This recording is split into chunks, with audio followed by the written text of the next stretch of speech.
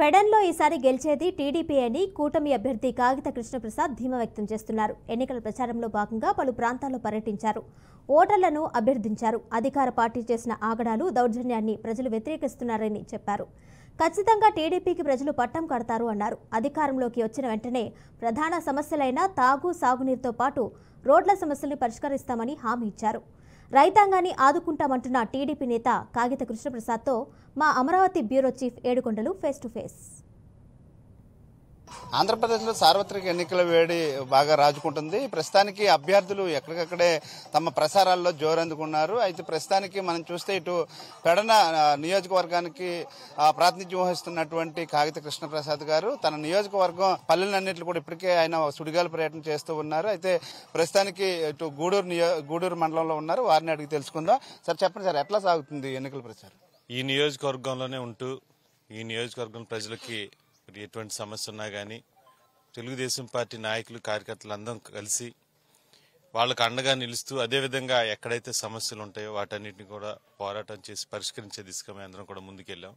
అదేవిధంగా మరి ఇప్పుడు ఈ రోజున మరి చంద్రబాబు నాయుడు గారు నాకు సీటు ప్రకటించిన దగ్గర నుంచి అదేవిధంగా అంతకు ముందు కూడా వివిధ కార్యక్రమాల్లో కూడా భాగంగా మేమందరం కూడా నియోజకవర్గంలో డోర్ టు డోర్ కార్యక్రమం చేయడం జరిగింది. ఇప్పటికే ఆల్మోస్ట్ మ్యాక్సిమం అన్ని గ్రామాల్లో తిరగటం జరిగింది.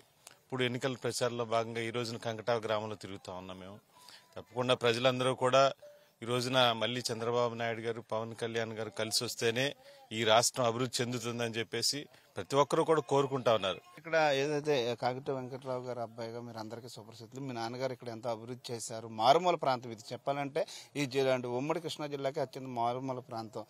నేను ఈ స్థాయిలో ఇక్కడ ఉండగలిగానంటే అది మా నాన్నగారు కాగిత వెంకటరావు గారు చలవే.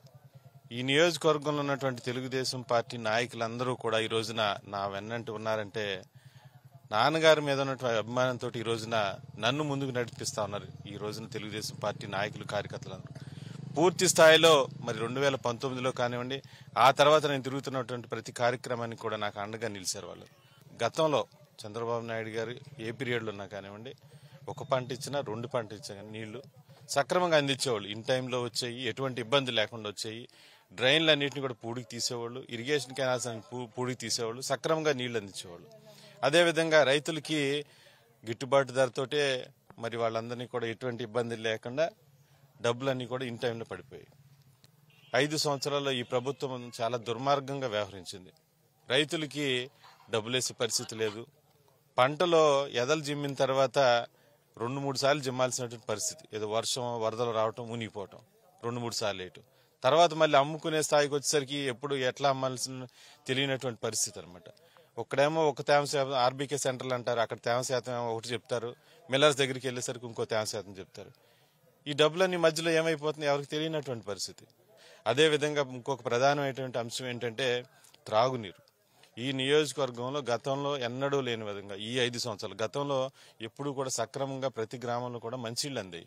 ఇప్పుడు ఈ 5 సంవత్సరాల్లో గ్రామాల్లో మీరు ఎక్కడికైనా మీరు ఒకసారి ఎంక్వైరీ చేసుకోండి. ఎక్కడ చూసినా కానీ ప్రధానంగా తాగునీటి సమస్య. ఇంటింటికి ఎక్కడికి వెళ్ళి అడిగినా మాకు మంచినీళ్ళు ఇప్పించండి అని చెప్పేసి అడుగుతూ ఉంటారు.